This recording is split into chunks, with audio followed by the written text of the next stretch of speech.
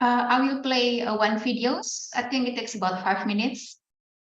Pak Wahyu, sambil while we are waiting for Pak Thomas.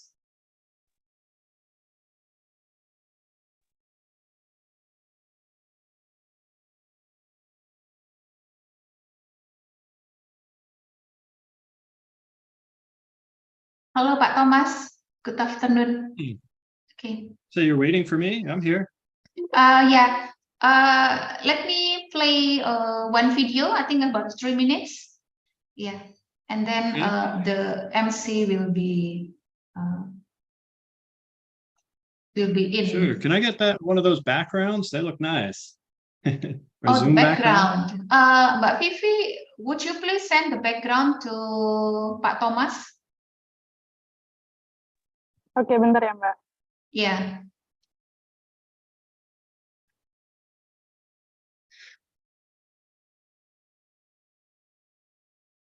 So, good afternoon, Pak Wahyu and Pak Thomas. So, we would like to give a few minutes of briefing.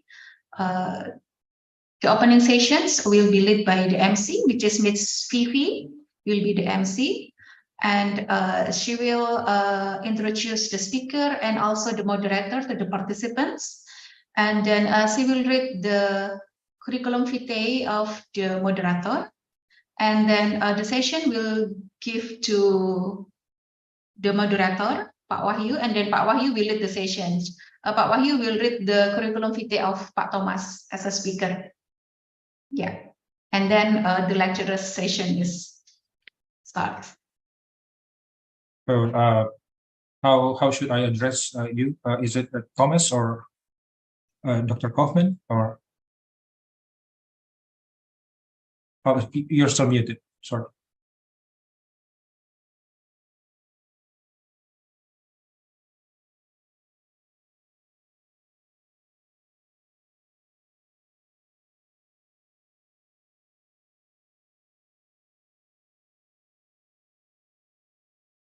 Oh, sorry, I was muted. Yeah, you can address me as Thomas or Mr. Kaufman, both okay.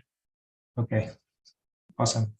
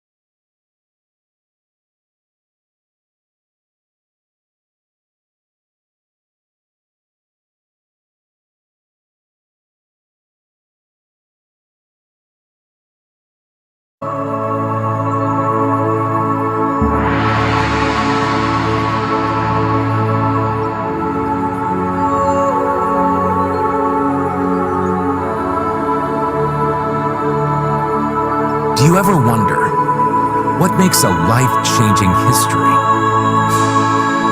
Right, a solid mission of the visionaries. It was Dr. Anka and his colleagues' mission to accelerate technology development.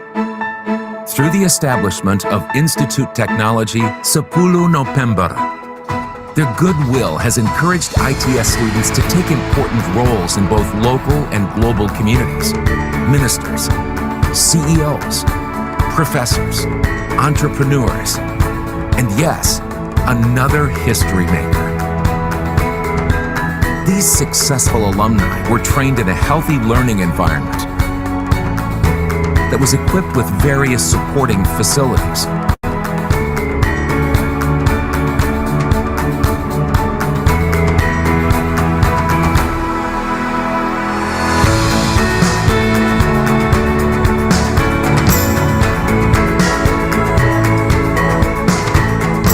vocation to marine technology. All faculties and departments of ITS were formed to be the best place to learn science, technology, and design. 7 faculties and 1 interdisciplinary school. Scientix, Faculty of Science and Data Analytics. MARTech, Faculty of Marine Technology. INSYS, Faculty of Industrial Technology and Systems Engineering. Electix, Faculty of Intelligent Electrical and Informatics Technology. CivPlan, Faculty of Civil, Planning, and Geoengineering. CreaBiz, Faculty of Creative Design and Digital Business. Vocation, Faculty of Vocational. And Interdisciplinary School of Management and Technology.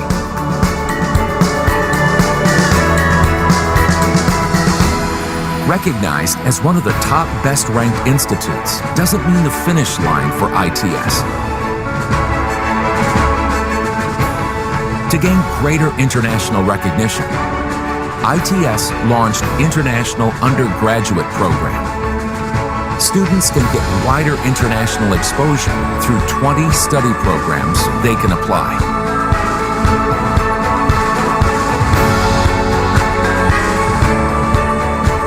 The chances are also open for professors from all over the world to teach and conduct research at ITS. These opportunities have made international joint research and other international activities successfully performed. Like IUP, students and lecturers from other programs have also contributed to the ITS achievements.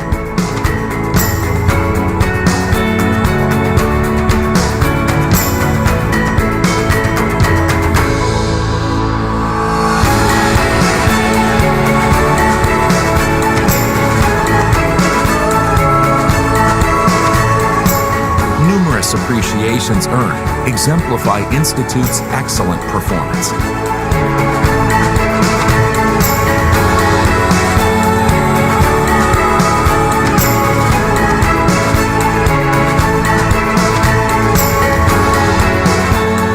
But technology and academic excellence is not the only goal of the Institute. Students are guided to apply their knowledge for the welfare of society.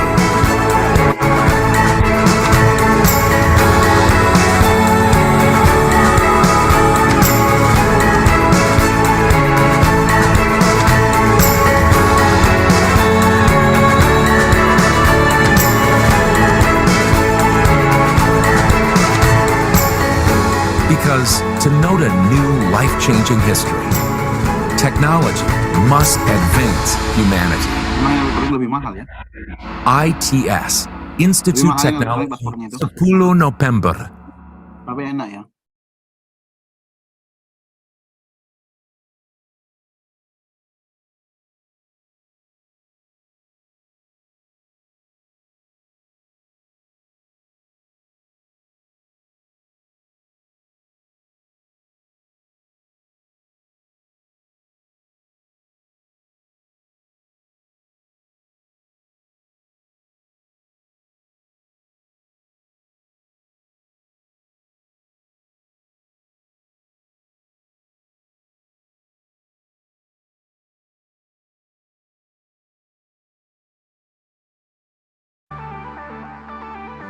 Distinguished guests, ladies and gentlemen, before we start commence the program, and here are the following webinar protocol.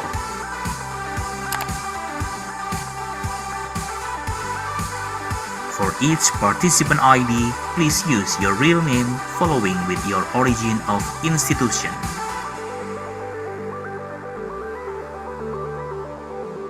All of participants are expected to mute the audio and only unmute the video during the event. We cordially invite you to take your own firm and comfort seat in your own room, and please avoid the backlight.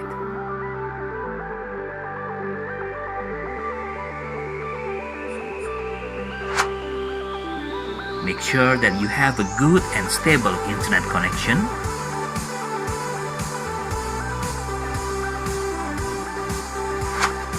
If you have an earphone or headset, we recommend you to use it so that your voice can clearly and loudly to be heard. During the Q&A discussion session, all participants, please use the chat box to deliver the questions. Thank you for your cooperation and consideration.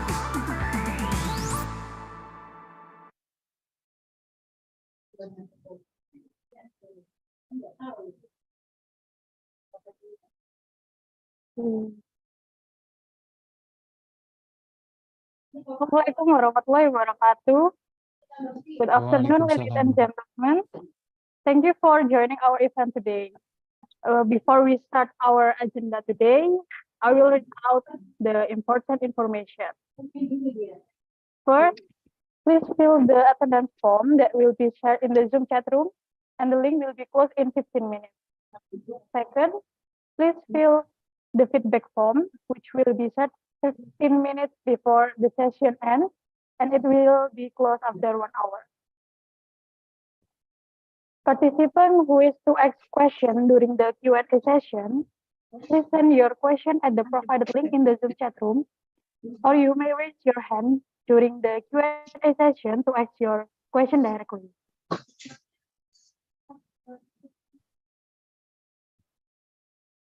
Before we start the session, please allow me to elaborate about today's lecture. Today's lecture theme in RESEP is about finding research idea and literature review, latest tools and methods.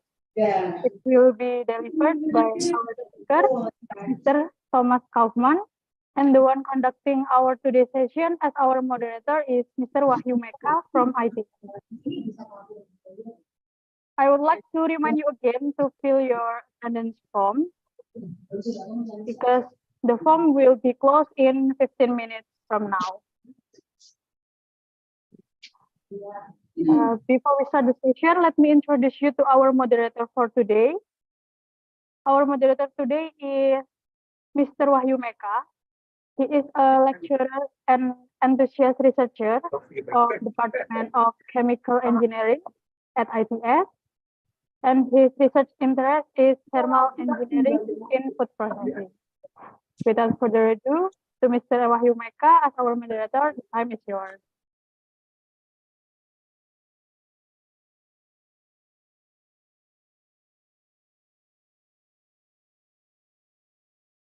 All right. Good afternoon, all. Thank you, Fifi, for the opportunity. And this afternoon, I'll be your moderator for our RESEP lecture. And in this lecture, we're going to have our honorary guest as our speaker, which is Thomas Kaufman. And he'll deliver his presentation titled Finding Research Idea and Literature Review, Compressing Latest Tools and Methods, which I believe will be useful for or research your final project and any similar work that you've done currently. Before we get into the presentation, I would like to introduce our speaker. So Thomas is currently the English Language Fellow at ITS Writing Center, and he's currently pursuing his education doctorate in learning, design, and leadership at University of Illinois, Champaign-Urbana, and he has several professional experience in English education, such as English Language Fellow at ITS currently, and Virtual English Language Fellow at Georgetown University, and English Lecturer at University of Indianapolis. And he also had several presentations in international conferences regarding his skills. So without further ado, I would like to welcome you, Thomas, and time is yours. All right, great. Thank you so much. Great to be here. I didn't know it was going to be on YouTube. I hope my hair looks okay. So, my camera. Yeah, I'm here to talk to you about finding sources and some methods in this particular process of research. So let's start by a little bit of definition, a little bit of theory, and I definitely want to get to know some ideas from all of you and what you know already, and then I'll give you the big reveal, all the planned stuff. Sound good?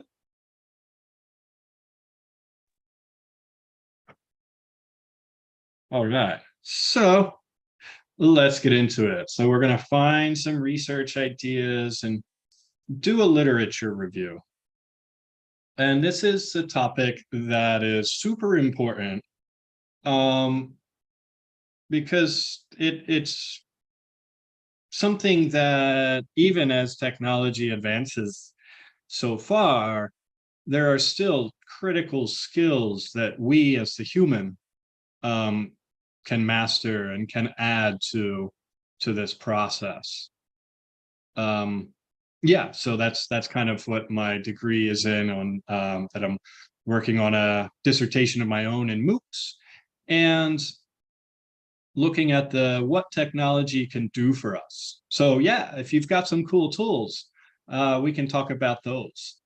And yeah, I've worked in Taiwan and China for quite some time. My awareness of the culture is better than my Mandarin, and did a lot of writing instruction and published some works myself. Most recently, a book chapter on perusal. So that's me. That's what we're doing. All right, so a little bit of definition. Let's jump in to talk about information literacy is a key word. So when we're thinking about, conducting research, the skill is a literacy behind it.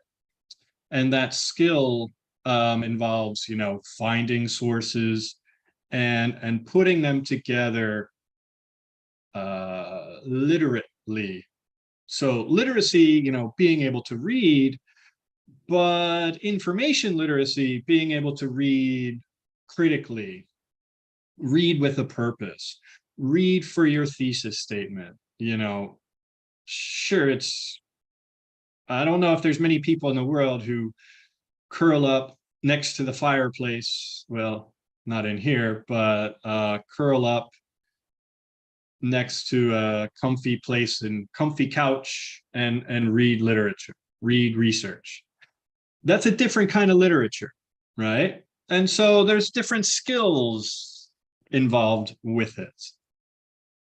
And so the Chronicle says these abilities are in decline. Writing skills are in decline.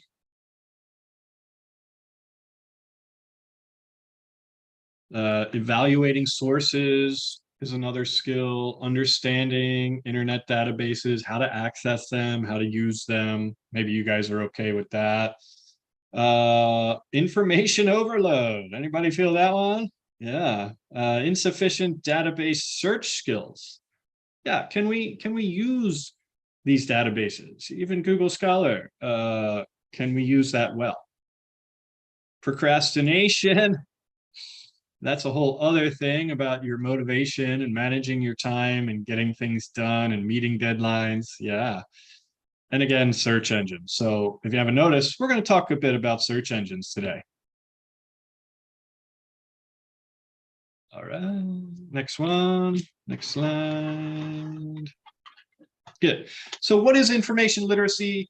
Find, evaluate, use information effectively from a variety of formats. So that's the underlying skill in, structuring your research and finding sources, okay? Information technology, probably know, tools used by students in the course of their research. So we have these tools, these search engines, other things, other tools, and then also the ability to read the information from the tools and get what we want from that and put it all together properly. So why is it important for being a success academically? Being informed citizens, right? Media literacy. We've got an election coming up, and these sources are super important to be able to really think critically about the information presented and understand who wrote it and why. But that's not really research, but definitely part of information literacy. So that fake news stuff. Getting a good job, sure. Yeah, that can also be good to a skill that you can put on your resume. But anyway, we're not here for job stuff exactly, but maybe you're thinking about it. So there's another motivation for you. So we'll kind of look at something general and look into specialized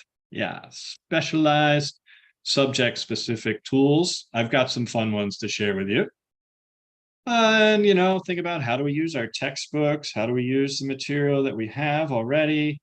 How do we use these search engines? How do we use them properly? Some other techniques with that. First 3 hits, is that enough? Or how do we make it so that the first 3 things that come up after a search are what we want? And of course, something that goes to your research projects, well-formulated search statements, that's part of it. And getting beyond this copy and paste mentality, I think. So using the tool well, and then taking the information that it gives you and using that information well. We've got a lot to cover. Are you ready? Ready, sir. Thank you. Good. What happened? Look.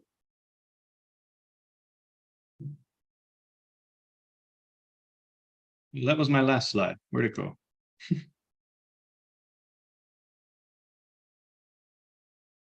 Weird. All right, so I gave you some of the answers. All right, so what I want to know from you, 756 people, if we can take a moment to think, if you're with someone, write this down and have answers. I want to hear from you. Write your answers in the chat or say them. I think it's best if you could take a moment, think about these questions, and write an answer to maybe one of these questions in the chat. And if you really want to talk, I'd be happy to hear from you. Okay? So let's take a moment.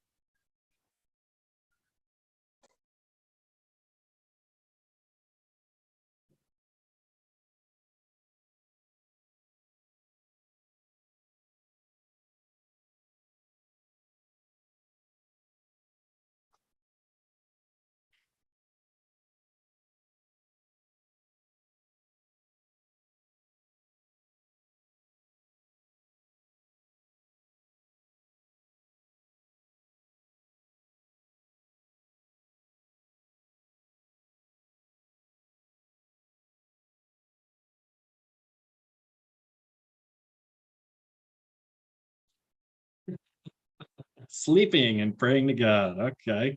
Does that work?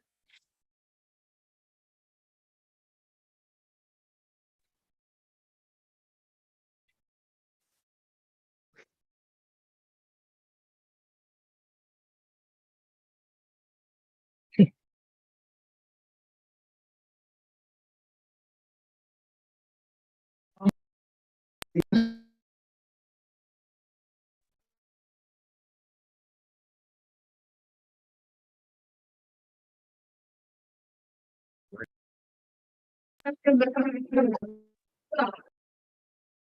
an anime.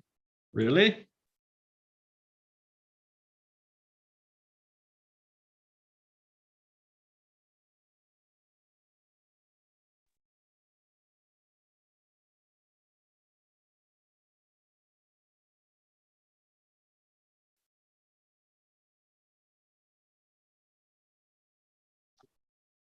Watch YouTube, read papers. Yeah, can we get ideas from YouTube? Sure.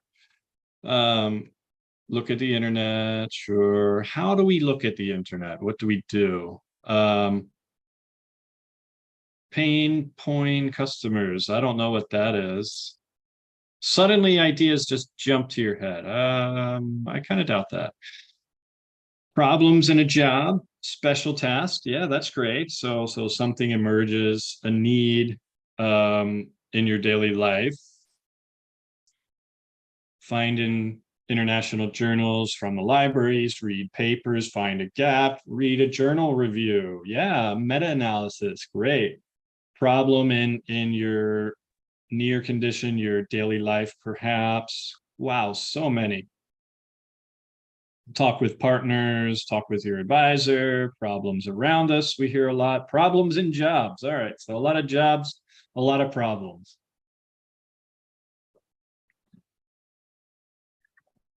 The ITS library. What kind of tools then? When we talk about tools that we use, ChatGPT, to find sources, to read them, Google Scholar.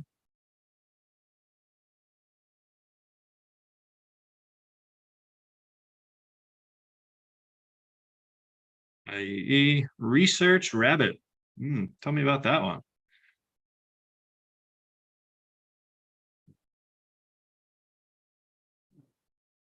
National Geographic.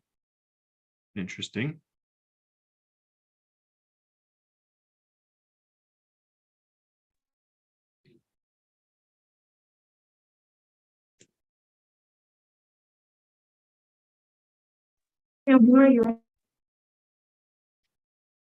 ResearchGate. Oh, I like that one. Yeah, ResearchGate. Did you ever email someone? Did you ever message them and ask them about their research? They might respond. You'll make a friend. VOS Viewer. Great. Mendeley. Yeah, VOS Viewer. That's a Sci-Hub. Ooh, illegal.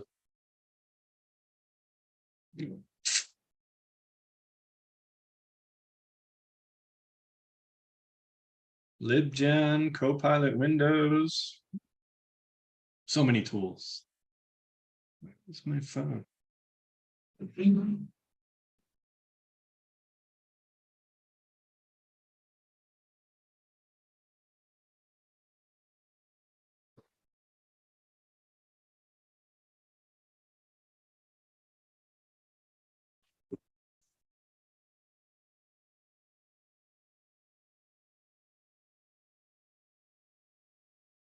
Okay, just got my timekeeper back.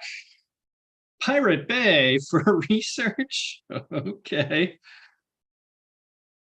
Discord, GitHub. To find articles, maybe. Professional organizations, conferences.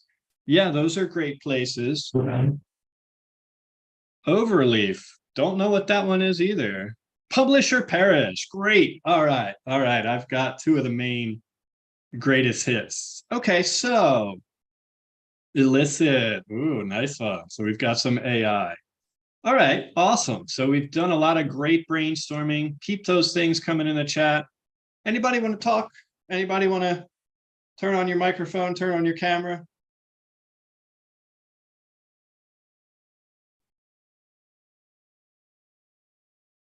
Go ahead. Now's your chance. Talk to us.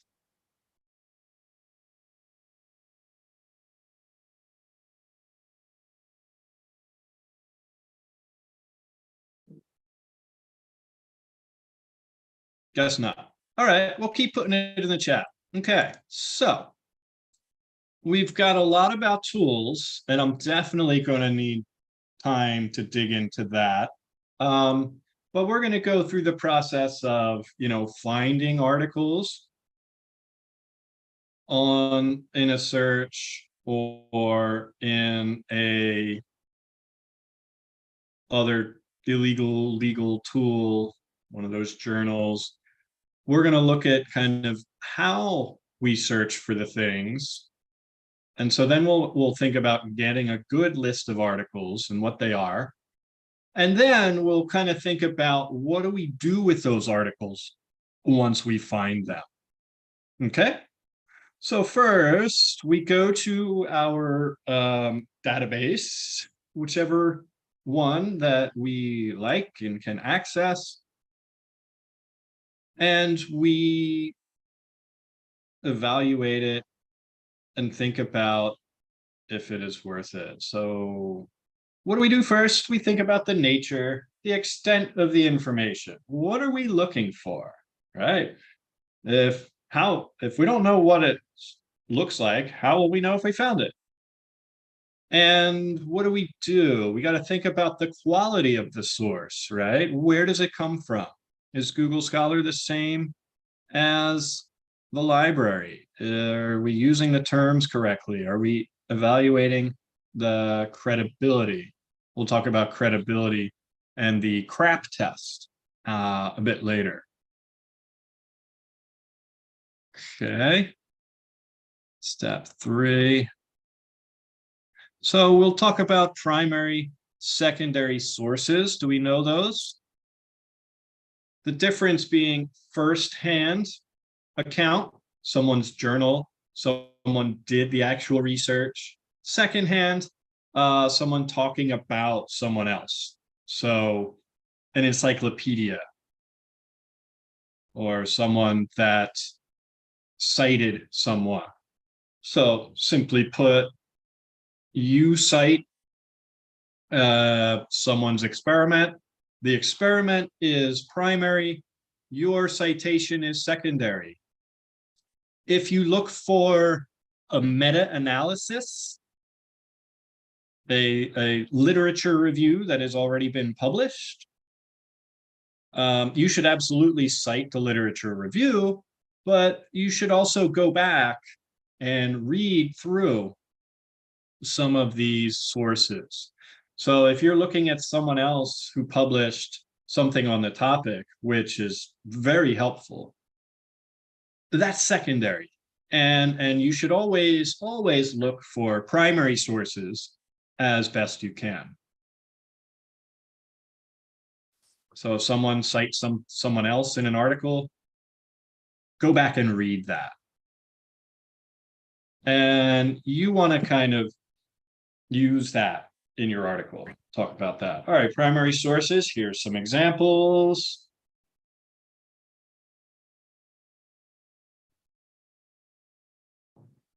Okay. Secondary sources. Examples of that.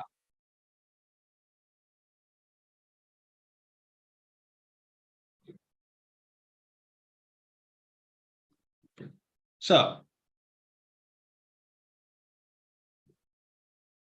we can also categorize sources by their tone, their formality. How does it sound? Does it sound like your professor wrote it? Does it sound like a high school student wrote it? Does it sound very academic, like someone from Oxford University wrote it?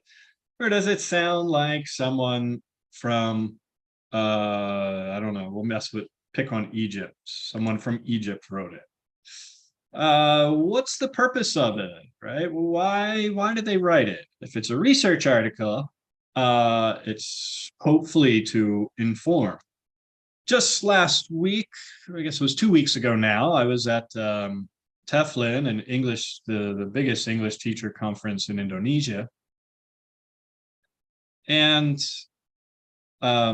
my keynote was largely telling about the Academic Writing Center And the minister who started Gojek was also there telling about his new policy and his advances. But the British Council was there to talk about their new English score test. And they were at a conference and they were promoting this product.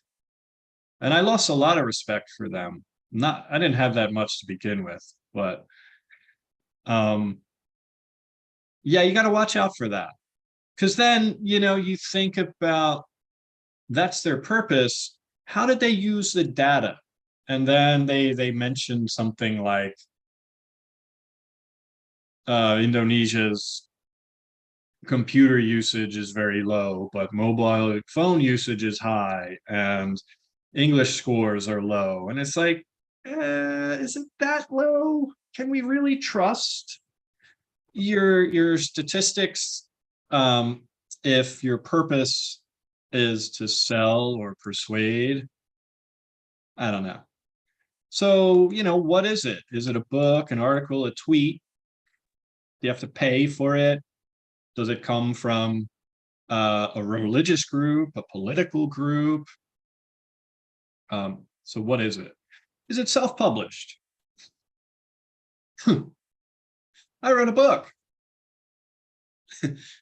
I published it myself. You want it?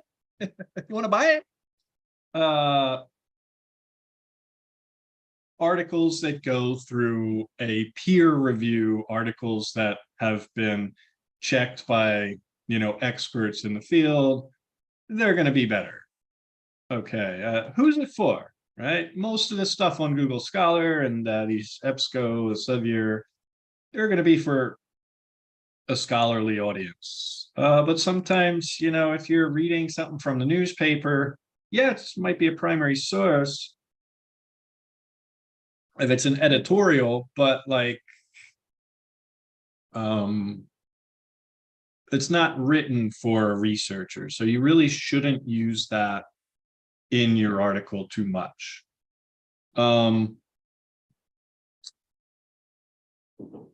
Professional. A lot of you are professionals, as you said. So absolutely, you might be writing a research report for other people in the field. And that will sound very different than a research report for researchers, right? Researchers are just living in this world of ideas. Professionals are doing it. And researchers want to, he said, she said, parse through the structure. The professionals maybe don't care as much and maybe just want to get what's relevant. How does it help their life? How does it influence their job? How does it make their life easier? So these are going to be two very different kind of audiences. So when you find a source, think about that. That's all part of information literacy. Scholarly popular sources, different titles, peer review or not, different languages, authors, yada, yada. Okay. Pictures they might have advertising in a popular source if it's a magazine or something. So what do? We take a topic, and in this case, we'll say Chinese Exclusion Act, American masculinity. You can make that whatever your topic is, right? Your specific domain. And then we kind of extract the big words, the big ideas. I mean, we know how to search, I hope, right? We think about what is relevant, what is the big topics. Okay. We can also use synonyms. We can look for or and but. So when we search, we have tell the search engine to look for all of these things. If you're looking at a journal, we'll have, you know, one and another and another. So we'll have different lines, different subtopics. It sets you up for that. Star can help you to, if there's different parts of speech with that. Don't forget the space. If you're using acronyms, you know, maybe spell those out. If there are major words, major authors, put those in. Okay. So and or not. Don't forget those, use those, put them between your terms. So find your terms, make the logical connections. And or and not. And we'll narrow it down, right? So we don't just want immigration or Chinese, but we want and. So we tell the search engine how to do that. Chinese American, not restaurant. Okay, so this not kind of filters things out. We're not going to find anything that talks about Chinese American restaurants will be excluded, and anything else is okay. Any other Chinese American things. Okay, so far, I'll go a little fast. This is probably redundant for a lot of you, but we've got a big audience. So let's go through it a little bit for everyone's benefit, right? Or to broaden, so using or means we can find synonyms or with another synonym. So we're looking for both of those words, right? So if we're getting too many sources, we might want to use and or not. If we're not getting enough sources, we might need to use or to broaden them, get more sources from us, right? Spell out the acronyms, use a person's name, or use other words that are similar, things like that. And then we evaluate it critically. We decide, is this what we want? And we look at additional sources and we iterate through this process. And we make a list, guys. We make a list that tells us what are the good sources that we found. And then we go back and we read them. So we find them, we look through all of these considerations, and we make a list. So we evaluate them. Large amount of information available, not all of it is valid, accurate, relevant, or useful. Just a moment.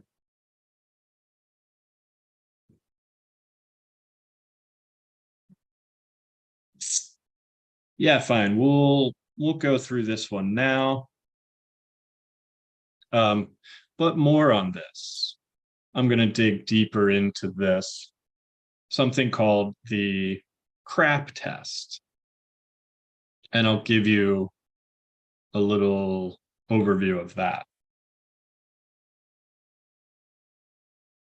Think about who wrote it, read the introduction, read the preface, right? So before we put these things on our list, we want to determine if they're worth being on our list.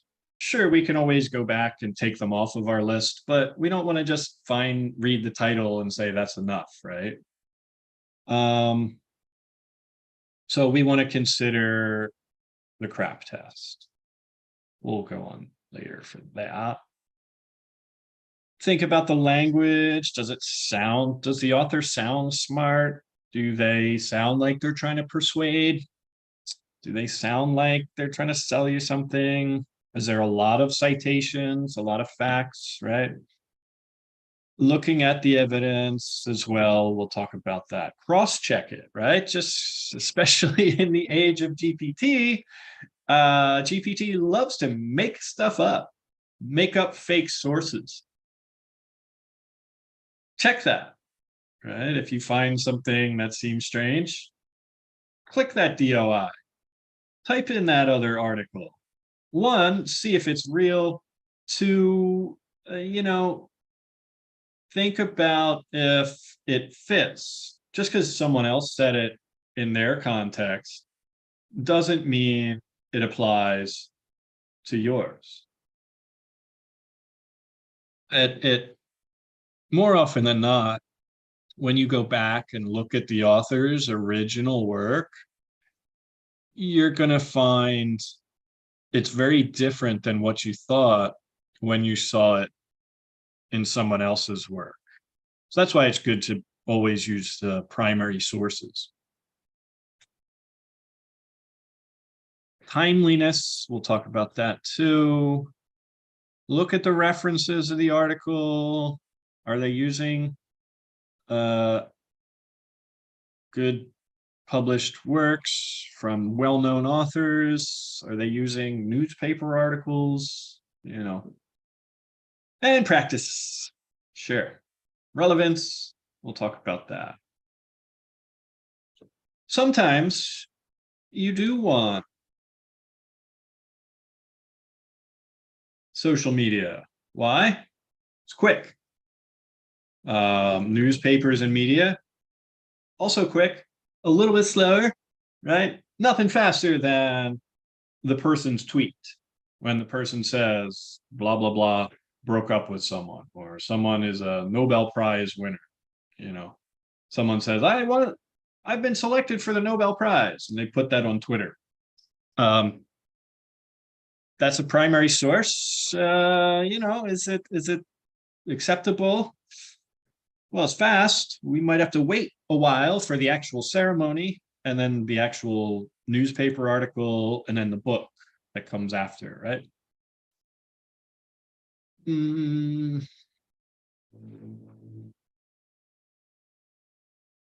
Yeah. And then we get into these scholarly journals. How long? I think we know it takes a long time to make a scholarly journal. But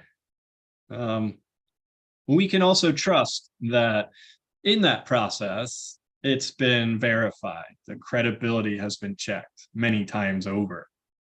It's been through the hands of many experts and really made to sound not perfect, but quite right. Very, very accurate. In the right method, in the right format, everything's looking professional and polished. And even that, we've got books, scholarly books, or government reports that take even longer. And, they're very formal, a lot of peer review, different audiences, and content might be a little broad.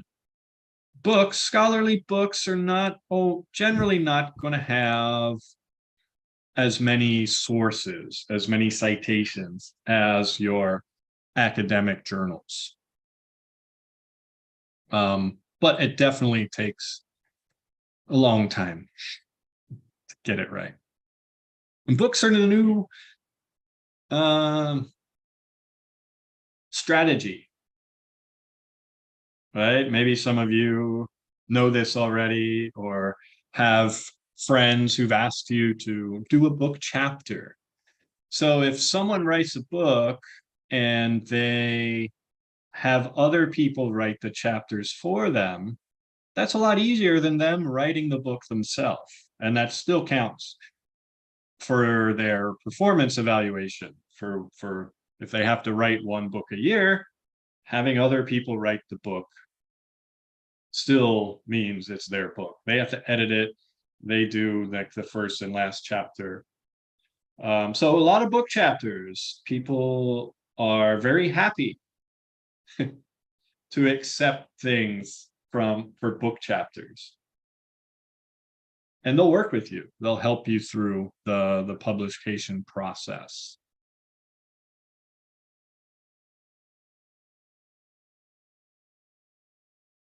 So yeah, use more bibliographies, use more databases, search statements, research journals. Be a more advanced researcher, right? And I showed this already. So that's the first part. Yeah? Questions? Type your questions in the chat.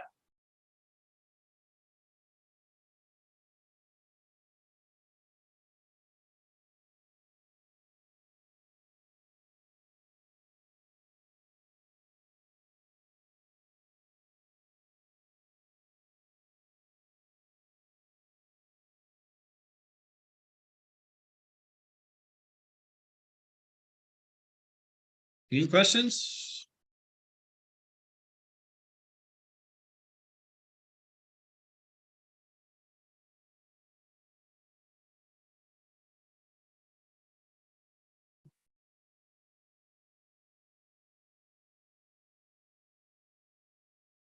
Any questions from the audience?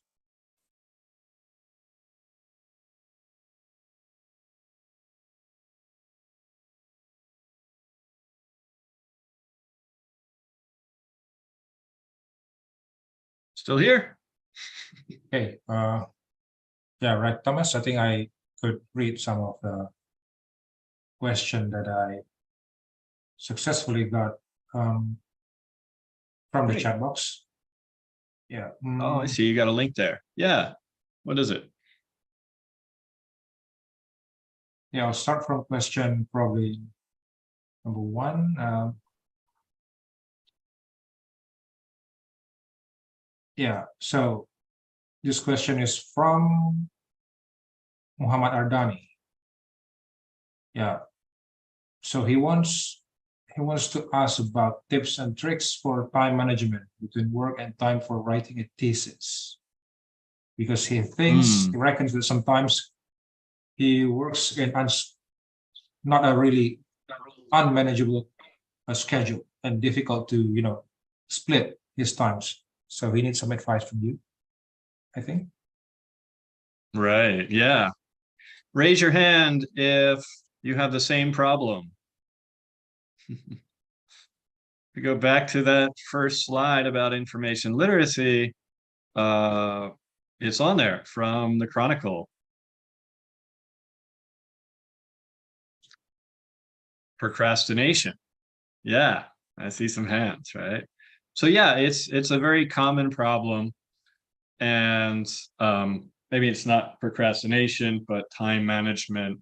That's a lot of what we learn in school. That's something that the degree shows, that you're able to organize your thoughts, articulate them, manage your time, and accomplish tremendous undertaking, this book of a thesis.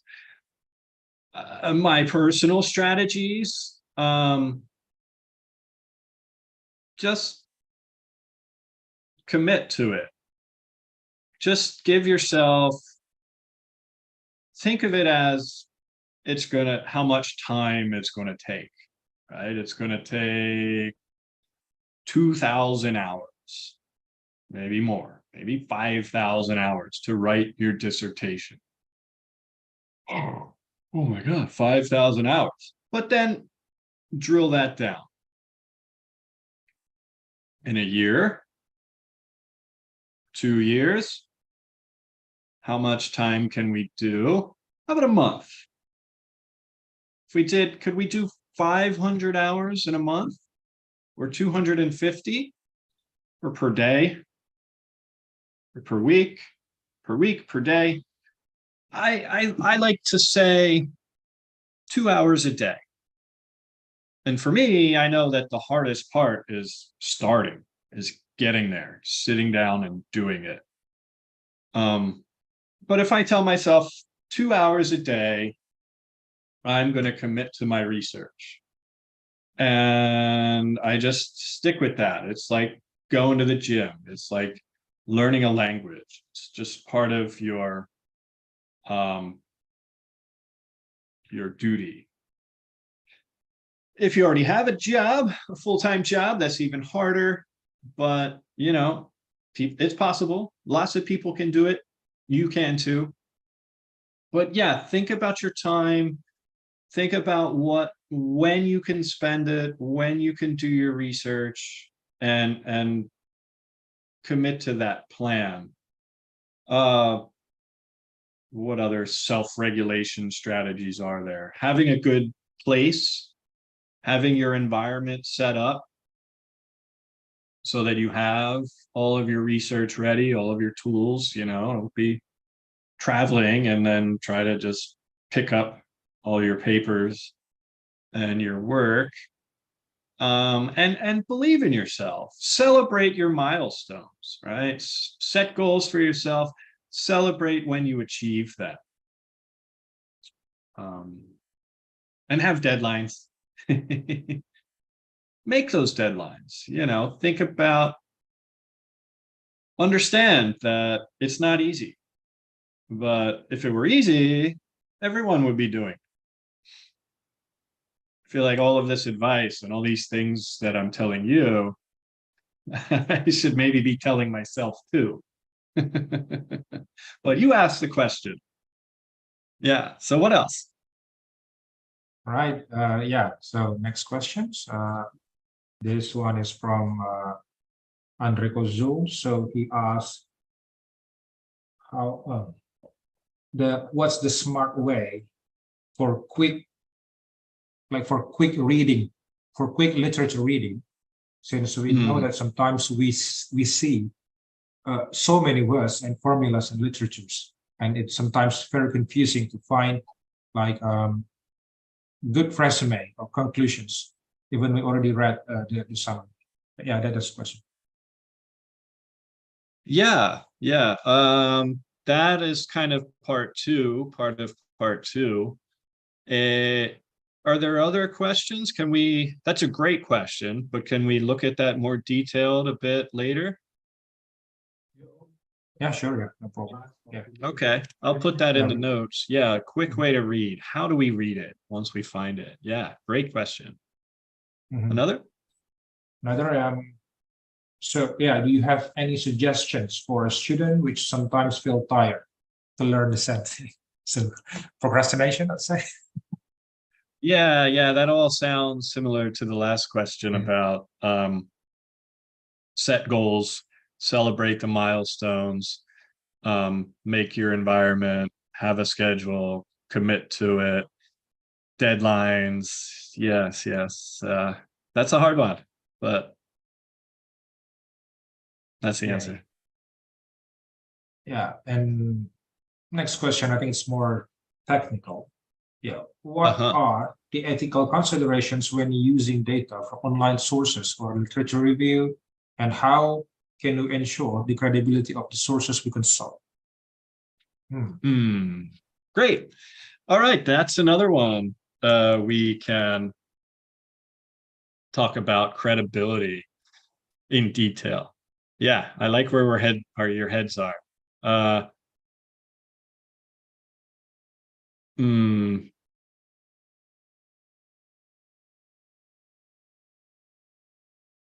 The retaining the data. So if you're citing someone else, you want to look at the key findings, I think. Well, it depends on exactly, do you want all of their data? One thing that's unethical is to copy and paste someone's table. Don't do that. They worked hard to make that table. It's very tempting for sure. But no, you got to make your own tables.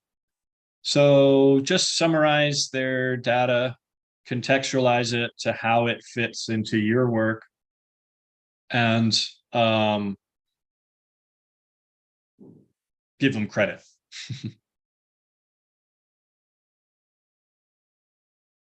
Other question, or should we dig deeper into the other ones.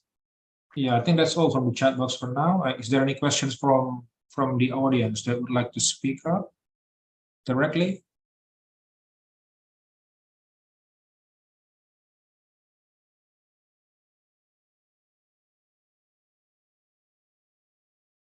Yeah, I guess not. Okay. Yeah. Yeah. So then let's get a little hands-on, shall we? Jump to the Google Scholar. What I might need is a topic. Let's look at a topic.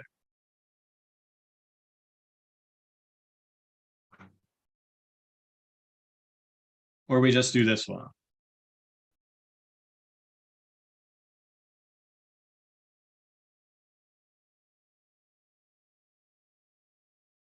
Does that work? So what do we have? We've got, this says book. We search for something. What do we need? Do we need a topic? We need a working thesis, right? So we need a problem. So let's say one approach could be we don't have the problem. And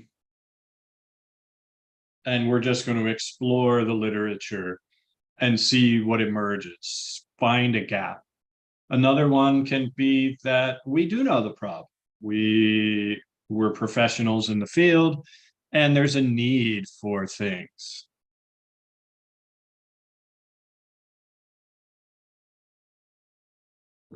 Right.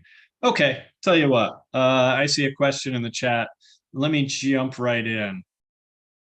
Or I'm sorry, Asafania, can you give us a topic? So give us an example. Some papers are similar. How do we find a research gap between papers?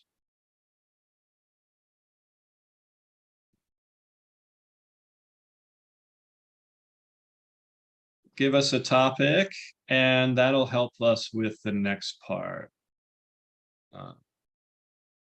There's a lot of AI that can help us read papers.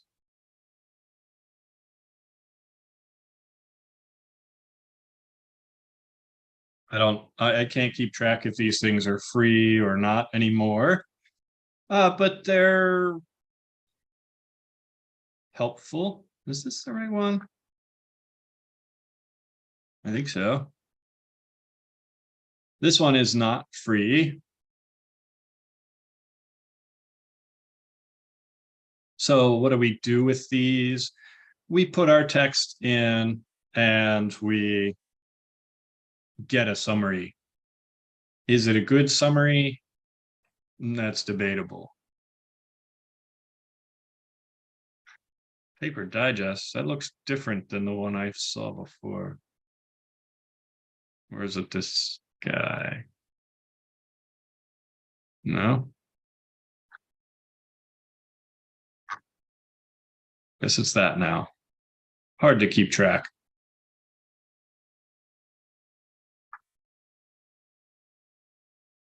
Look for a new topic, more sense for solved. All right, so we're thinking about topics then. Can we have an example of a topic? Let's make this real tangible.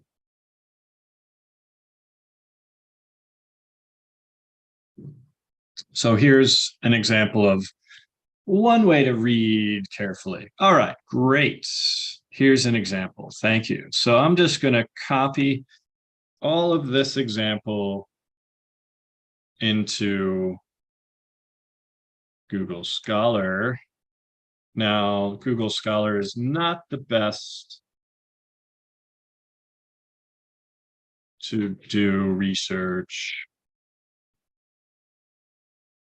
There's going to be a lot of stuff that we have to pay for. But it does kind of something that we can all use, right? So we've got a lot of ands, a lot of Boolean operators here, too much. Oh my. Let's just start with this.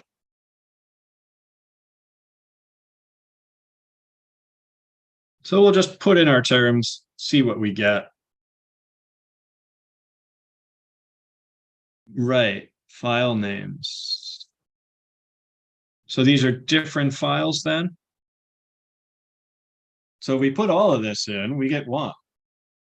Well, that's good and bad. So first thing this tells us is International Conference On. So this is a conference paper, and really maybe not as peer-reviewed as an article, but it's 2022. Chances are conference papers are become real papers. So we can look at the authors and see what else they wrote on the topic.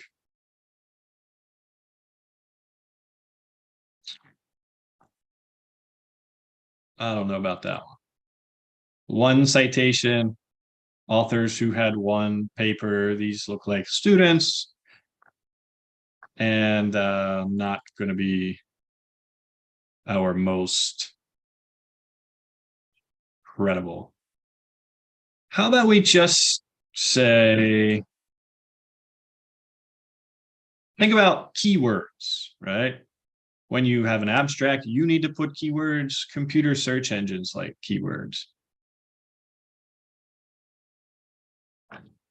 See if that gives us anything. All right, 378,000 results. Is that good? What do we do now? Well, we've got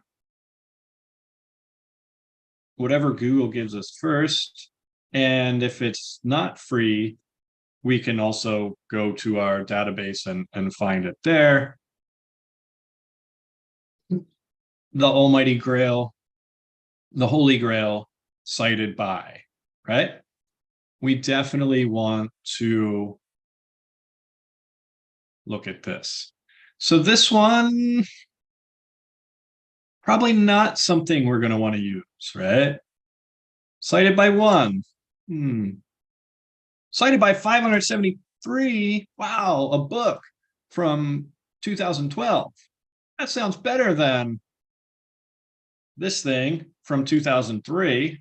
Proceedings are from conferences, right? So let's look at our book. 2012, still not that new. Now, right, well, let's look at our table of contents, because what we're looking for in this book is not human-computer interaction, but multimedia research, or just research is a bit of a redundant word. It's all going to be research. Let's see if we can just find in this book, in the table of contents,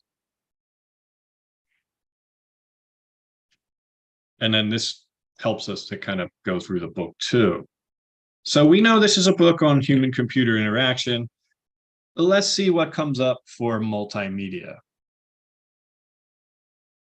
Not much, only references. Okay. Let's look at the table of contents.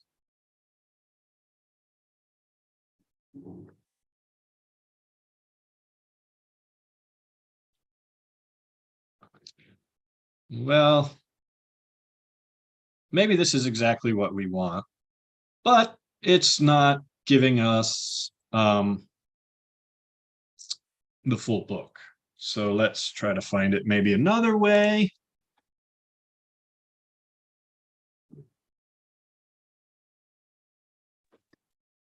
Look through the table of contents.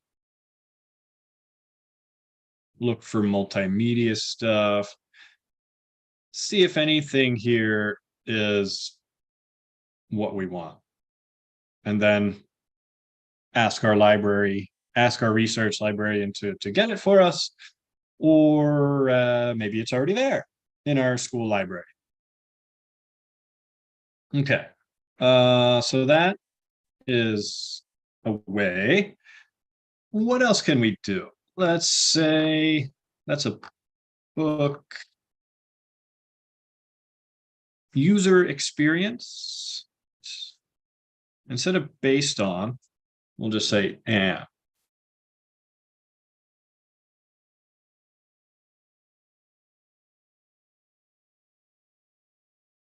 Modeling multimodal human-computer interaction. How's that sound? Let's pretend we love it. I don't know if we do. What do we do now? Well, we can look at the authors, look them up on ResearchGate, see where they speak at conferences, stalk them, see if their work has progressed, see what else they wrote on the topic, see if they're coming to Indonesia or Singapore, Malaysia, and see if there's anything online, see if there's any YouTube videos that they did. We can also look at cited by, and this also tells us all of the authors who have cited their work. And this will bring us, into the future. And this will give us something of our list. I'm a little sketchy about Chinese authors. Multimodal learning analytics. Is that what the word we're looking for? We've got an acronym here. Journal of Learning Analytics. So look through that. And we can also look at their paper and see they cite it. So not just, the abstract is going to give us a lot of what we want. Oh, we're lucky.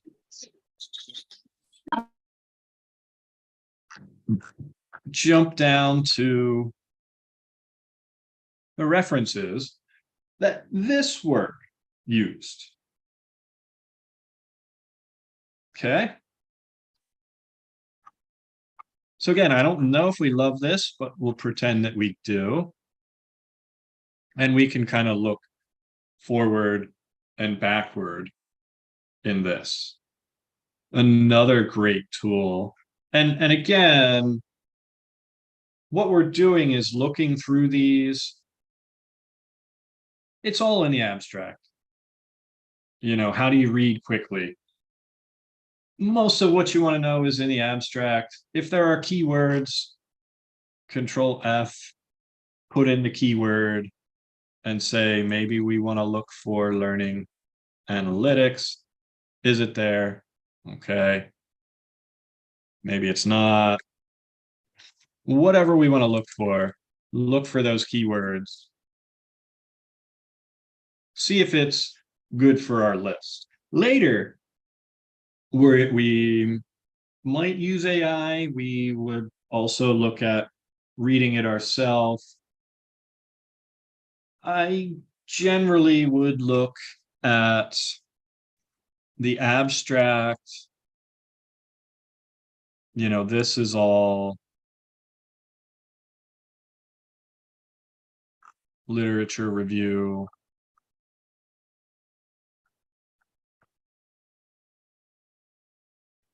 And the conclusion.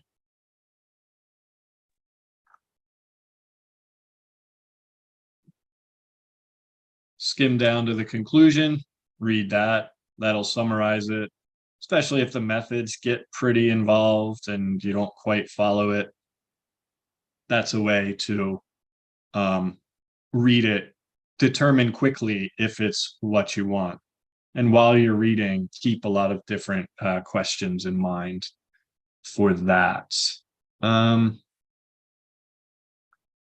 Probably we'd want to look for a word like gap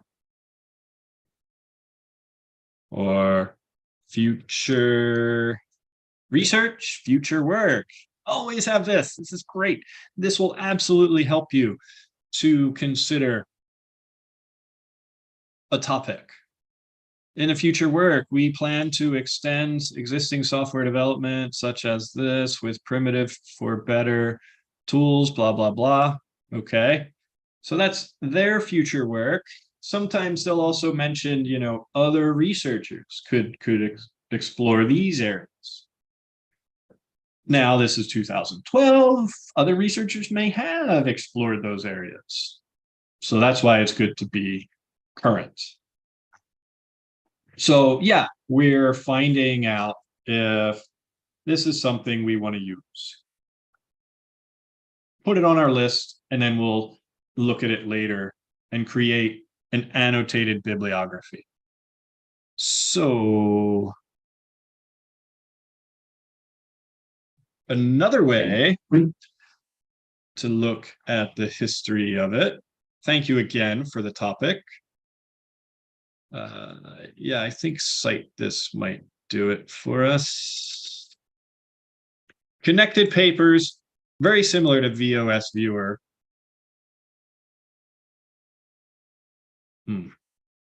Doesn't always work the way we want. I think if we put a title in here, no, DOI, I think will give us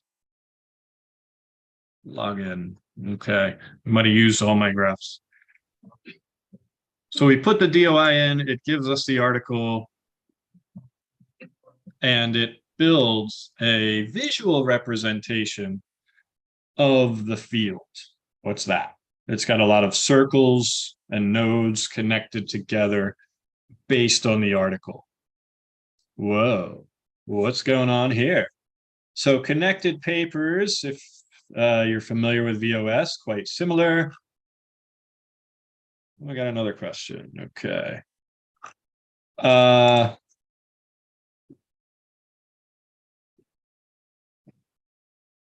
This is it. What does this tell us? Well, this is our paper here in the center. And then it's also saying these are other researchers who have cited this paper. So these people over here and over here, and this guy cited the paper, and then these people cited him. Well, that's the same author, isn't it? 2006. So that's the new paper. And then, so it's almost like research as a conversation. This is it.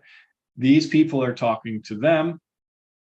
And then this other conversation started over here based on these ideas. The connections show citing one another. And this is super important to consider, not just, you know, looking at your methods and putting some research in it, but getting to know this, map the field, getting to know what's already been said and where the conversations are. So this can tell us, is this a good article or not? And it can also kind of give us ideas about other articles to read. I should also mention these small circles are not cited very much. These deeper colors mean that they're kind of important. But like this, these two, these three here, if you didn't read those, you should. If this is your topic, this is a great article. Get into connected papers and look at the other conversations. This is Turk 2014. We got to look at that. We're not being good researchers if we don't. So we click on it. Where does it go? Over here. Yeah. What do we do? Oh, multimodal interaction, a review. Okay, we found a literature review. Fantastic. Not super new. Cited by lots of people. Literature reviews are cited by a lot of people. We're definitely going to want to look at this and look at the references there. we're definitely going to want to put Turk here in a graph.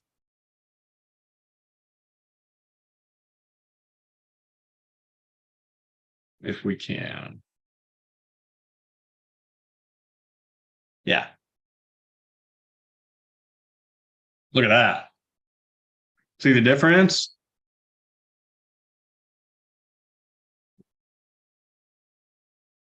But again, we want to look through these too. It's the same thing as looking through that. All right. Yes, good. Literature reviews, great places to start. Connected papers. You definitely should be reading this too, not just taking quotes from the literature review and putting it in your work. Okay. There's a bit on using the tools and searching. Thank you so much for the example. Another question. Could you suggest where to find a good literature resource? Maybe 5 or more. Yeah, this is it. Anything that says a review. That's a great place to start. The more recent, the better. Probably when you look through this, you're going to find someone else in 2022 who did a review. And they're going to be valuable, more valuable. So if you just need 5 good sources, yes, a well-cited literature review will be great. Tips and tricks to review and understand papers in a short time. Yeah, this. Also, you don't need to read the whole paper. A lot of what you want is in that abstract. Right, introduction, conclusion, connected papers. Yes. And build your own list and make an annotated bibliography. That is another important piece.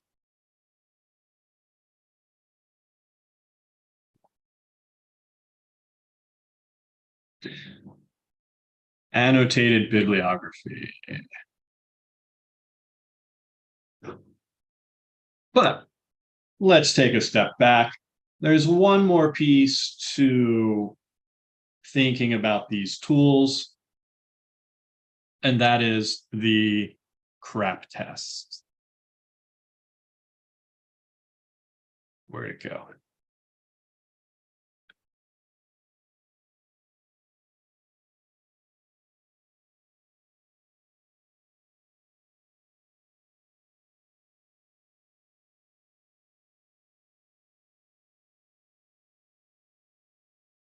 Anyone heard of that? CRAAP.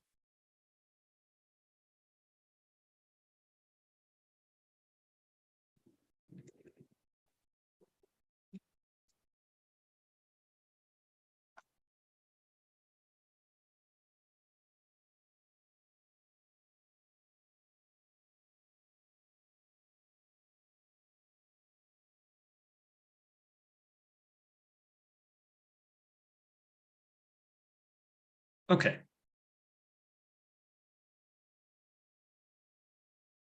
Let's open it up.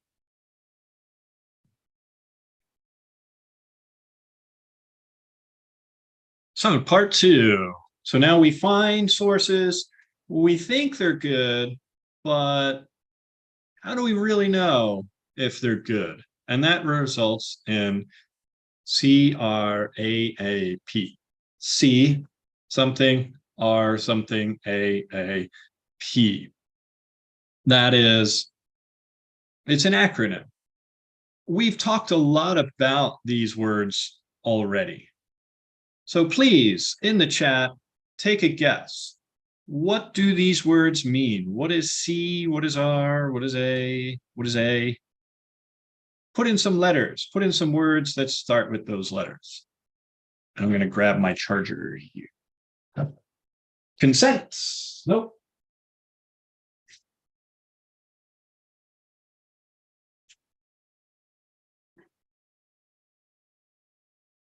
Common research. No. So it's a test that we do. Am I still sharing? Was I ever sharing? There we go.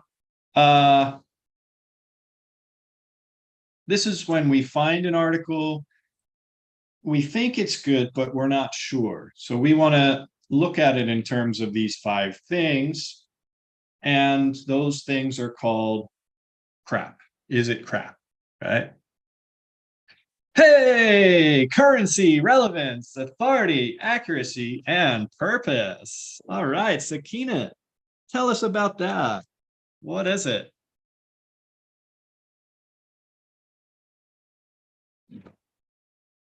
Maybe you just looked it up online.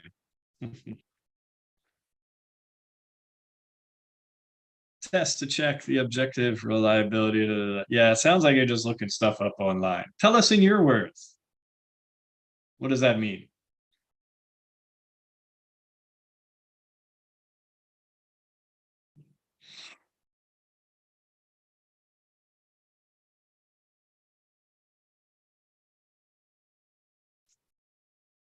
Up to date, currency, relevance.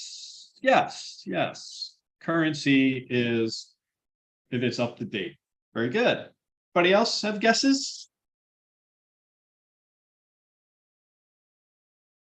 The time the article was published. Yes.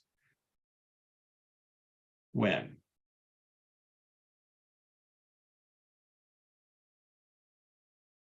And purpose. PANAND.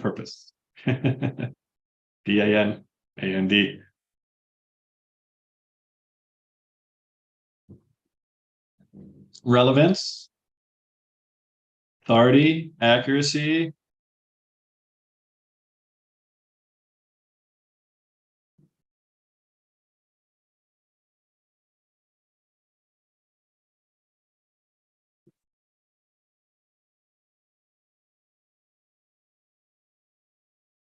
Yeah, relevance is related to the topic.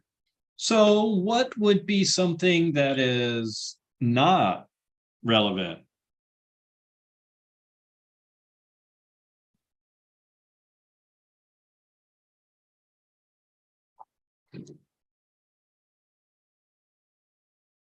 All right, we're not getting a lot in the chat. I'll just get on with it then. Let me put me somewhere.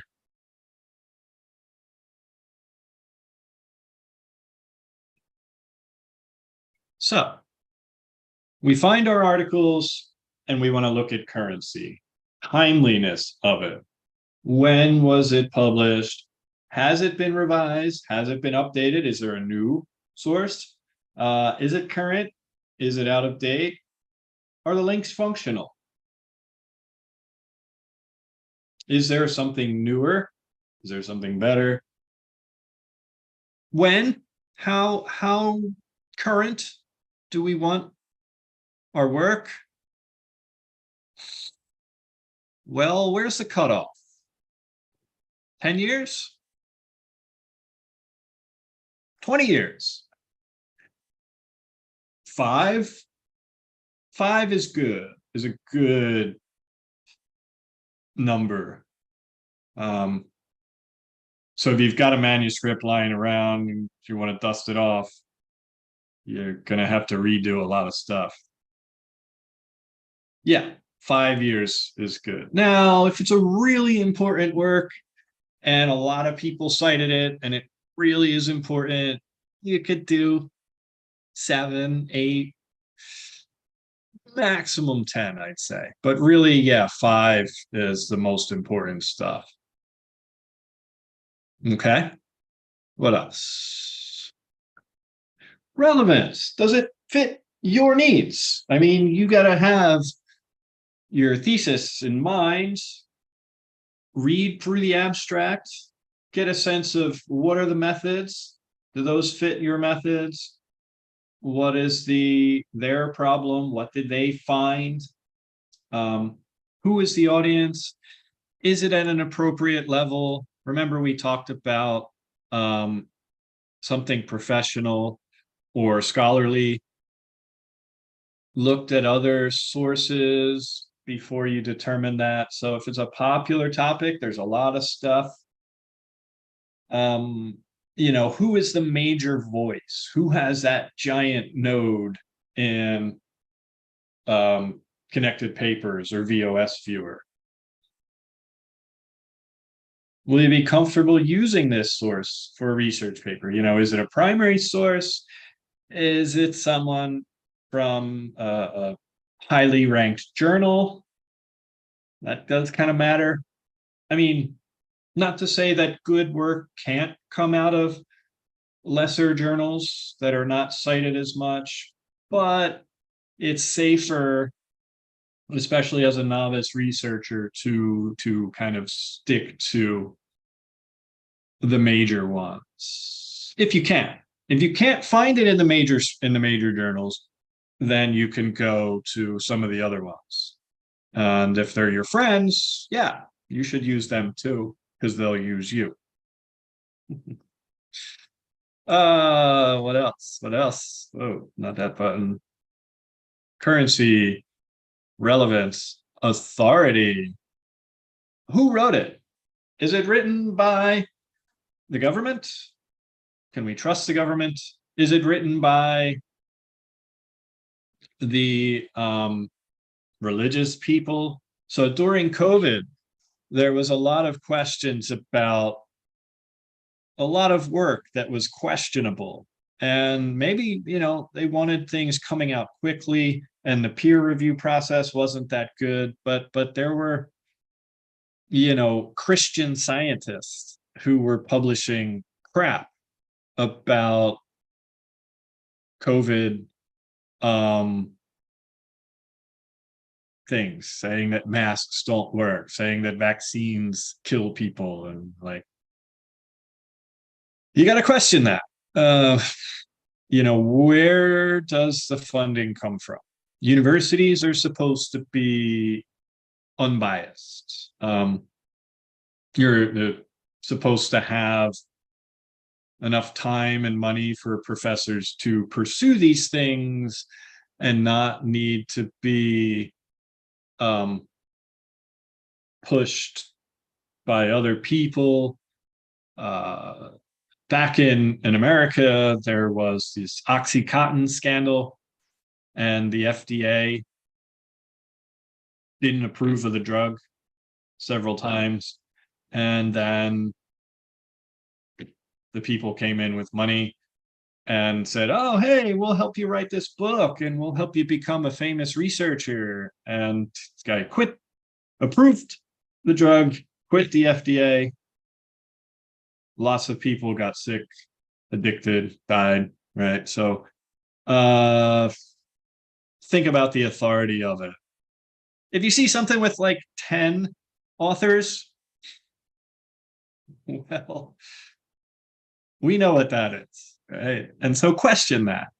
Question the authority. Is this going to be a good article, or are they just writing it for the sake of writing it? Did they really do all of the work, do a good job, or did they just do enough to get published, right?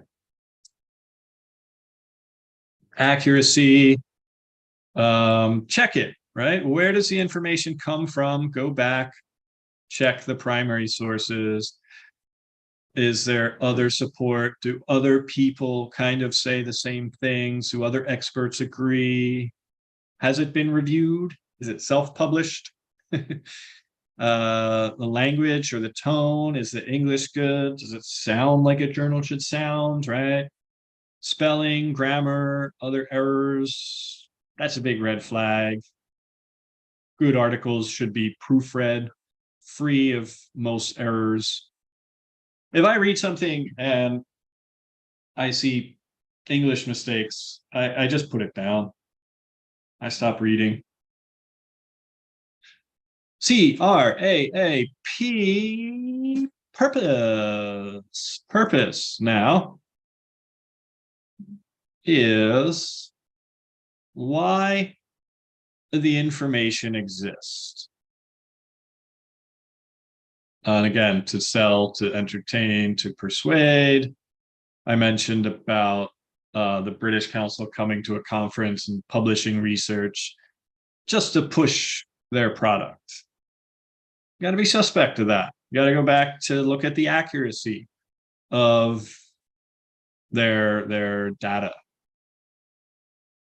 Do they make their intentions clear? Right. I mean, if they're not from a university, what are their intentions? Why are they publishing? Is it fact, opinion, or propaganda? Facts, opinions, propaganda. Yeah, there's a difference. Fact is science. Opinion is something editorial in a newspaper. Propaganda is a political agenda. It's an election. You'll see a lot of propaganda if you haven't already. I'm sure you've seen a lot already. Does it appear objective or impartial, right? Sometimes you can just tell, like, wait, there are two sides to this story, but this guy's only saying one. They're not really giving us the full thing. Yeah, your opinion as a researcher will come through, but no, it shouldn't be directly stated. And again, political, ideological, cultural, religious, institutional biases. Mentioned that already. What else? I think that'll do it for our crap test. Check out the California State University, I think it is, Chico Library. We can have a whole worksheet on the crap test.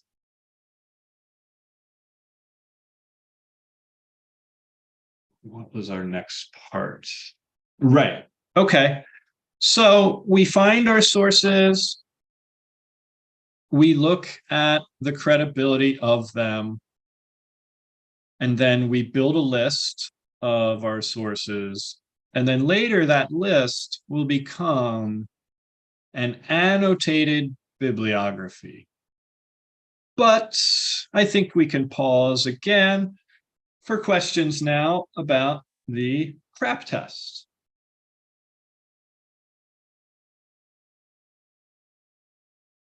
Anything come up in the other chat, moderator? Or Zoom chat's okay?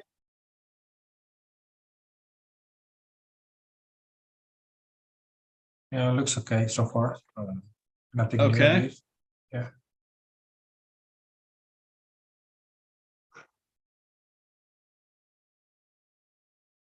I'll put a little handout for the crap test in the chat.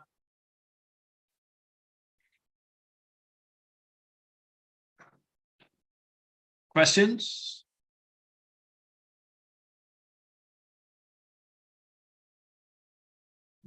Any questions from the audience? Oh yeah, we have a hand raised by Alif Aditya. Yeah, you may ask your question, Alif. Okay, thank you. Can you see my screen? Oh, okay. Sorry, I'm sorry, but my webcam just died, so I can't show my face. I'm sorry. I have a question about the crap. I have a question about the crap test mostly in the reference of relevance, authority, and accuracy. I have a few cases where I have to do research on really obscure, not obscure stuff, like a field that nobody has done research in, say, years or sometimes decades. In astronomy, for example, I have to look for papers that literally written 50 to sometimes even nearly 100 years ago, and most of them have so many questions on it, like, oh, they're using the different tools than I am, etc. Like, but nobody else has done this specific research, like the dynamic perturbations of Neptune's moon, etc. It's rarely been done because it's a niche topic. One example I could think of was the effects of electromagnetic something against solar radiation does. It's the few research I did found was like from a few years ago, but they are from an institution that doesn't have what I think the correct tools to measure it, kind of deal. Like, you know, do they really have that tools? Like, if NASA published it, I could have gone, okay, that's NASA publish it. Okay, they have the tools, they have the satellites, but it was from, I forgot, I think it was from, I think it was Europe, but I don't remember. Probably the Eastern Bloc, probably. And I don't remember if the Soviet Union have those kind of satellites. So I'm just thinking like, that's one of the examples, like, could I really trust this data to be, could I really trust this? Like, what should I do if the data is so sparse and the distance between tests and research is so many years that in some cases they're using different units of measurements. So sorry if I'm just jumping around here, but I'm just asking from kind of experience. Oh yeah, no, don't need to apologize.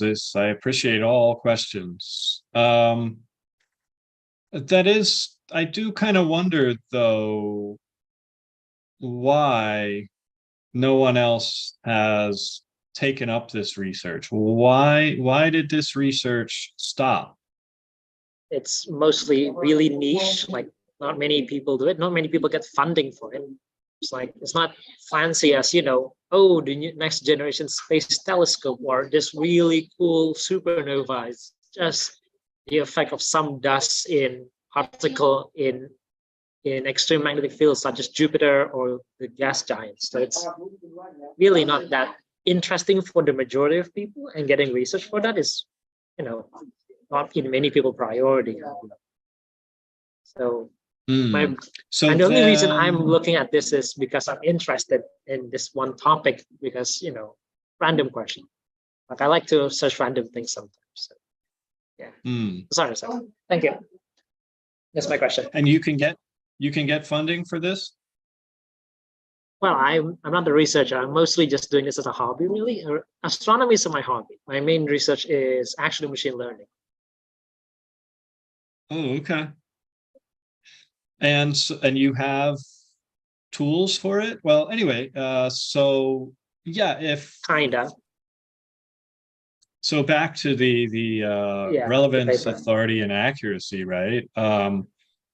Yeah, there are exceptions, right? If it is in fact very niche and you've searched high and low for something newer and modern, then the 5-year rule is not a hard rule, it's kind of soft, and maybe it doesn't apply. You know, changing the method, yeah, is absolutely a valid research gap.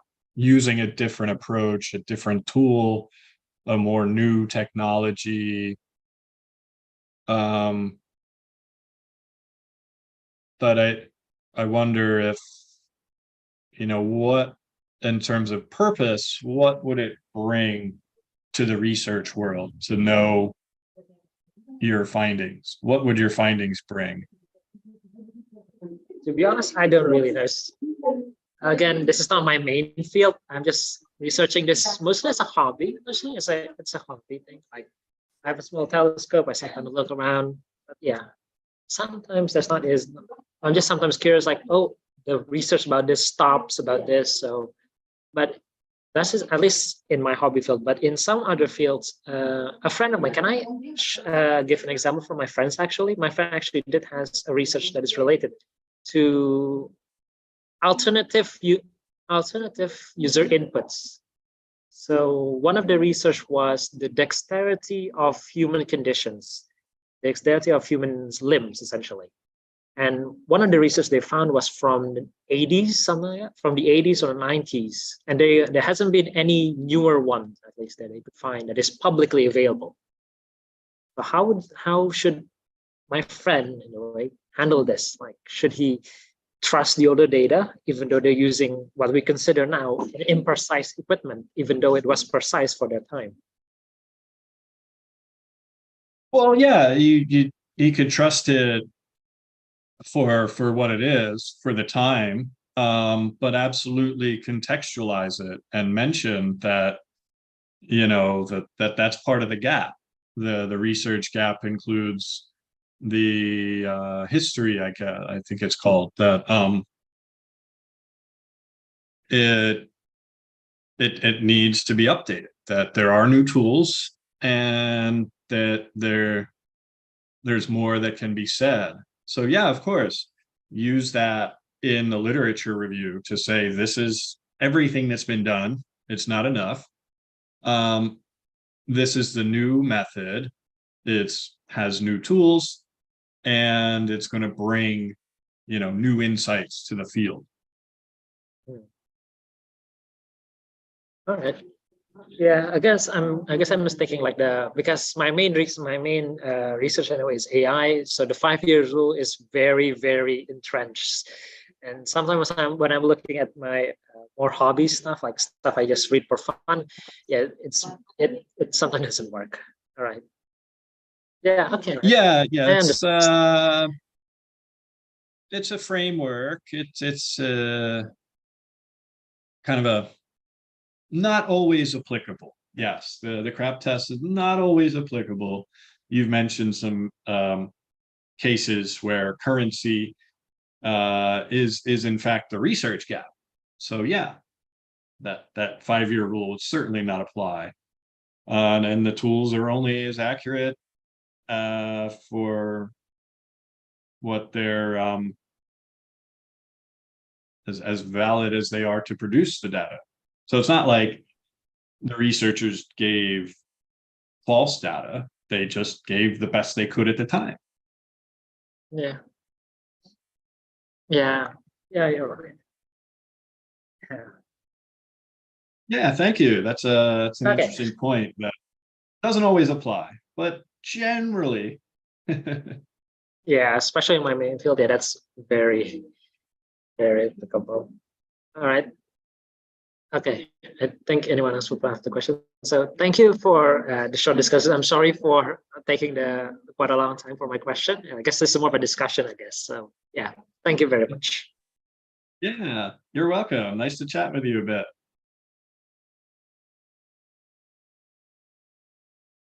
Other questions? Thank you. Thank you, Alex. Is there any other questions?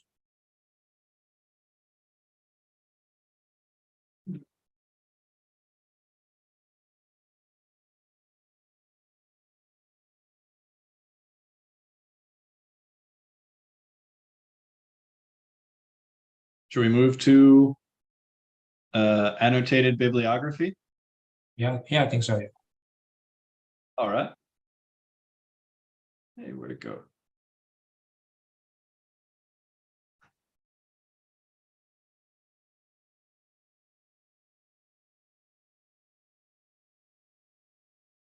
Okay. So yeah, we mentioned that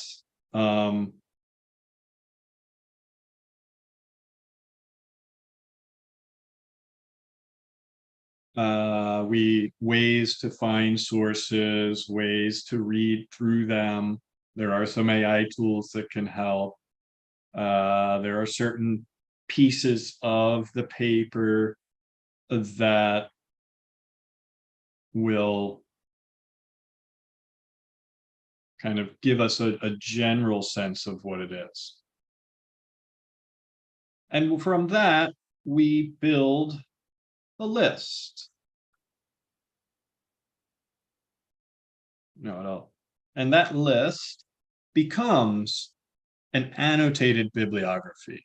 So let me share that with you. I think we should change the view. Hang on.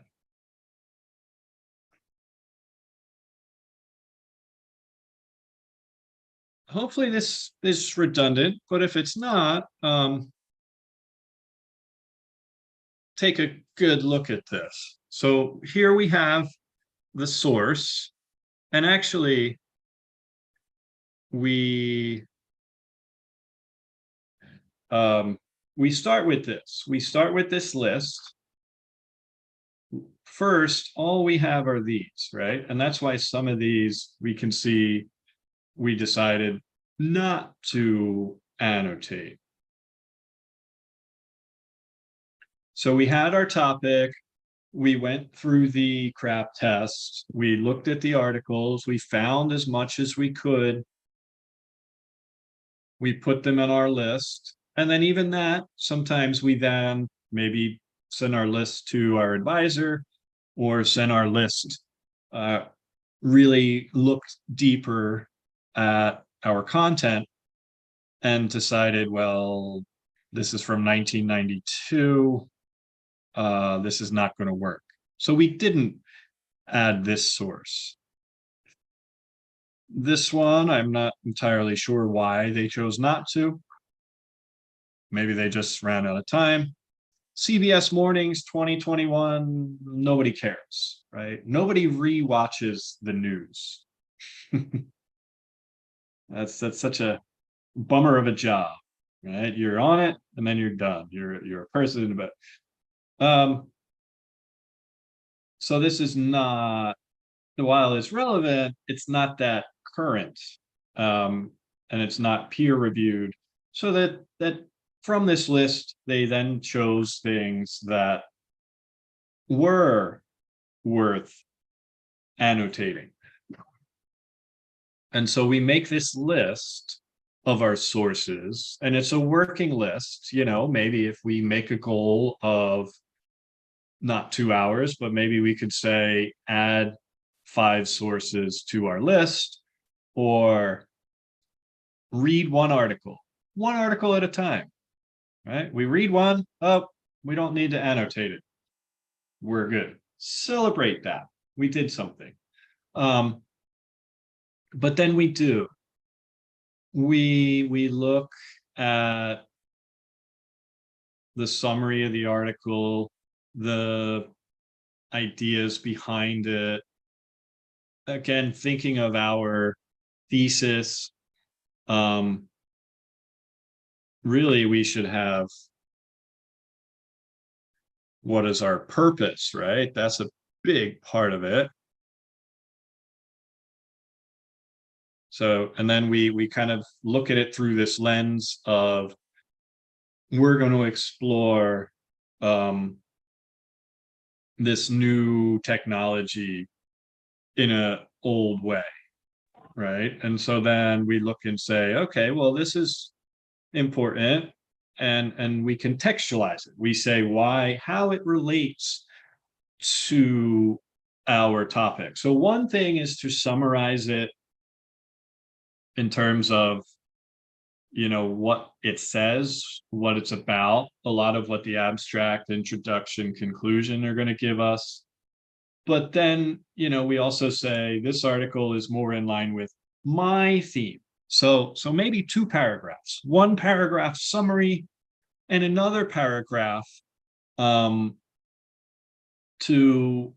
connect it, to talk about how it works with your thesis and how these ideas will be presented in your work.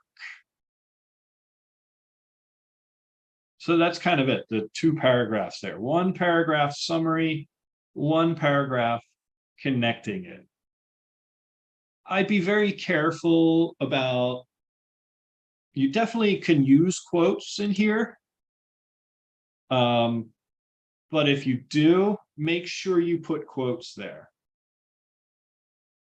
Because what's going to happen is you're going to take this and put it into your paper. So if you plagiarize in here, you could plagiarize later in your paper. So those rules should apply to do that, cite it well, if you're quoting. If this is in fact your words, then you're fine. Grammar, punctuation, spelling, that's not so important at this stage. It's more about the ideas, right? You read it, and as you read, another thing to when you look at an article, you should be highlighting that article. It's not just read the whole thing and write a summary. It's read it, highlight things, make notes, have questions about the connections, highlight quotes, build this section. And then, so then you have your paper that you read, and you put this into your list. So maybe you have 10 articles and you choose 5 good ones, and you take those 5, you got a 1 paragraph summary. and another paragraph on your theme, your thesis, your purpose, making those connections. Also, talk about how it relates to other work, right? So you did that for this one. And then when you get down here to this other article, you can say, well, actually, Alexander said this too. And then that's what you need to do in your introduction. Alexander agreed. Whoops, where'd it go? And Farah Abraham also said that. So also you want to look for not just connecting it to your topic, but connecting it to the other topics. And that might not come very quickly. You could also start with the summary, just do all summaries, and then later put those summaries into context and connect the dots, if you will. Think again of that connected paper, those nodes. You're creating this with your words. And it makes the work of writing the literature review or even your methods review that much easier, because you've got this loose form of your notes. It's structured logically, and you can then just cut and paste pieces of this into your paper and build the whole paper. Yeah, so I can give you this as an example. I don't think anybody is writing about this topic, but consider it in terms of, summary and context. We chose this because, well, it's National Day in China, right? So we'll go with women's rights in China, and it still applies. I haven't worked that closely with writers in your domain in this very critical phase of essentially reading to write. People bring papers to me. I don't know how those papers became, but it's rare that someone would come into the writing center with at the literature review phase, but not impossible. So I don't know. I'll give you this in the chat if you want it. But yeah, I think crap again. Sure. Example. Okay. Yeah. Wow. I read your mind. I didn't even look at that. Yes. Yes. All right. So I think that'll do it. I think we did a lot of great content. Thank you for your questions. Thank you for kind of getting me and steering me in the right direction. I hope that we have a lot of great examples and things that will help us in this super important phase of the writing, perhaps the most important.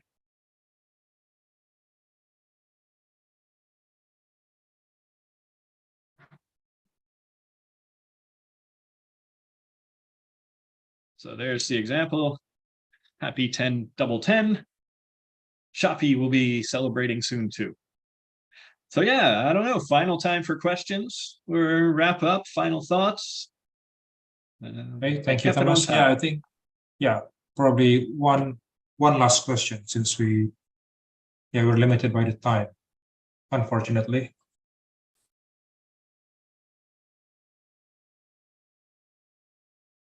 Or final thought, maybe? Somebody want to reflect on what they learned?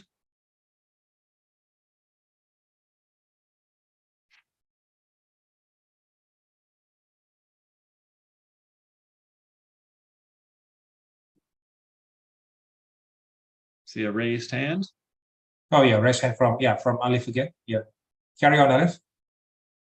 Thank you. First of all, thank you for allowing me for a second, allowing me for the second time.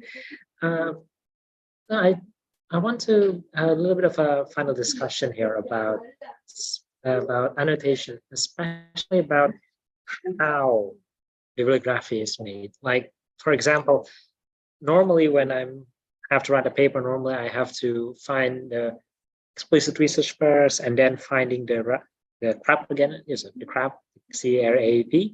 Like, is it relevant? Is it like, because in my domain, machine learning, sometimes even a difference of a few months would have very different result. Like, oh, last year they were still using method X, but 2 weeks ago, new method called Z was released, and it increased the efficiency and accuracy by something like 20%. And it goes, everyone is just flocking into trying to implement it, to re-implement it in their domain. And then there was going to be a rush of paper. It's basically just going to be like a few months after this new method release. For a few months, there's going to be like a brand new rush of paper, basically taking the digit with X and then putting it with Y and just publishing it very quickly. Now, in your personal opinion here, should I try to do that too? Also, like it's a very low bar to just re-implement an existing paper to essentially redid an experiment I did with, say, maybe I published something a few months ago using method X, and then method Y is released, and then the second I read that, I just try to re-implement Y to my original experiment and try to get through the rush when a new paper is out, when a new method is out. Like, so should I follow that rush of paper and hope that, oh, yeah, everyone is probably, the reviewers probably already get bored by reading the same type of paper over and over and over again. So should I try to bet my luck? They're probably just gonna skim most of my paper or something. Should I go through that to get extra published? But like, should I do, like, ethically speaking, but from technically speaking, like, it is not that wrong, right? So I want your personal opinion here, personal and professional opinion. Yeah, I mean, ethically, from a sense of what is research, and the analogy of a conversation, sounds like, hope if it needs to be said, right? So there's a new method, and then we need to change parameters of said old parameters with the new method, I guess. Does that bring value? Maybe we don't know until the findings. But do you want your name attached to that? Does it matter? Do you need publications? Then yeah, sure, go for the low-hanging fruit. But it is risky because there might be 3 people ahead of you, 10 people ahead of you. Or do you want your name to be attached to these low-hanging fruit papers, the low bar? And do you want, when an employer looks at you and they say, oh, you have like these 10 papers in a year, but nobody cited them, nobody cares, like, why bother? One, I guess if you want to have something on your list, but if that's what everyone is doing, I think it's important to have kind of a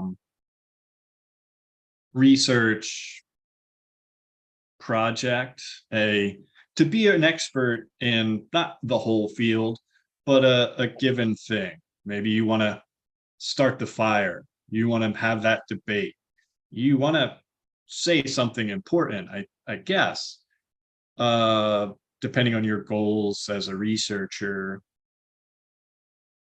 Personally, I hate the notion of publishing for the sake of publishing. Yeah. doesn't do people much good. I get it. I know why it happens. Yeah.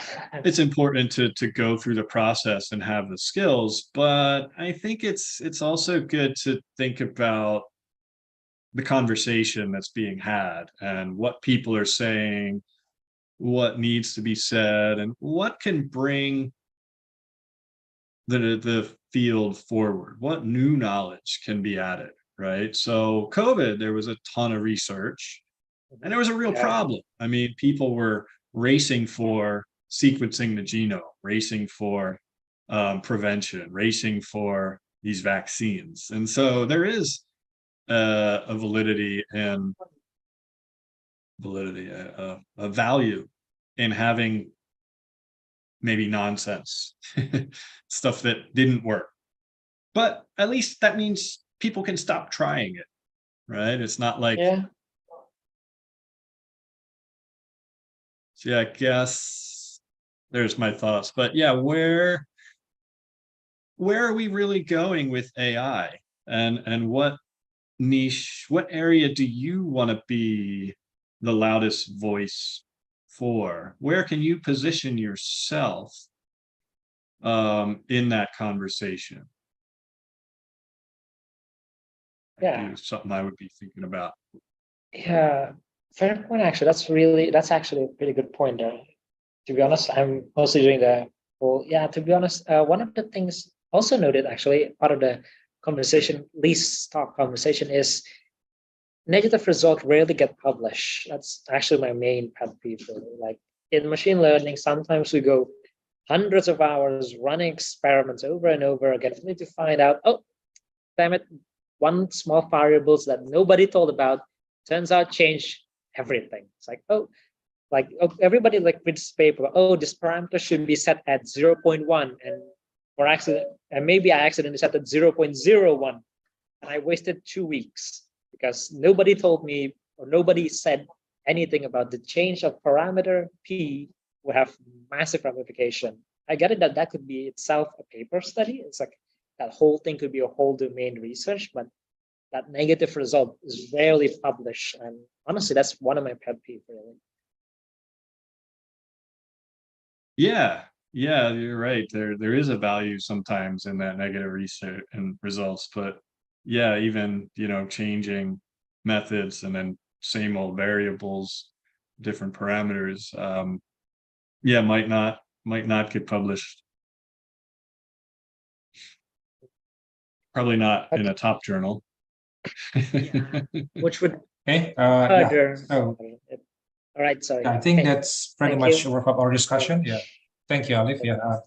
Yeah. Thank you very Unfortunately, we are much. limited by the time, so I have to cut in here. And thank you very much, Thomas, for all the sharing you have for us today. It's very resourceful for us. Thank you very much again for Thomas. And You're yeah, welcome. Thanks for having me. I hope there's a lot of useful takeaways here today. Oh yeah, indeed. Yeah. Thank you. Yeah. So yeah, that's all from me as and thank you very much. So I return again to Vivi. Okay, thank you very much for Mr. Thomas and Mr. Wahyu for conducting this amazing session. And as a token of appreciation, I would like to present a certificate for our honorable speaker and moderator. And I would like to invite the host to share the screen. So this is the certificate for Mr. Thomas Kaufman. Thank you very much, Mr. Thomas, for your availability today in providing the lecture session. And for the next certificate will be presented for Mr. Wahyu Meka. Thank you for being our moderator today. You're welcome. And finally, we have reached the end of today's recep. Thank you very much for joining this session. And I would like to remind you all to fill the feedback form because it will be closed after 1 hour. And for participants who come late in the session and still want a certificate, please register to additional asynchronous session and okay. See you next time. Thank you all. Thank you very much, Mr. Thomas. Thank you, Mr. Pak Thomas. Thank you, Pak Thank you, Wahyu. Mr. Thomas. Thank you, Mr. Thomas. Thank you, everyone. Great session. Good. Sampai jumpa. Thank you, sir. Yeah.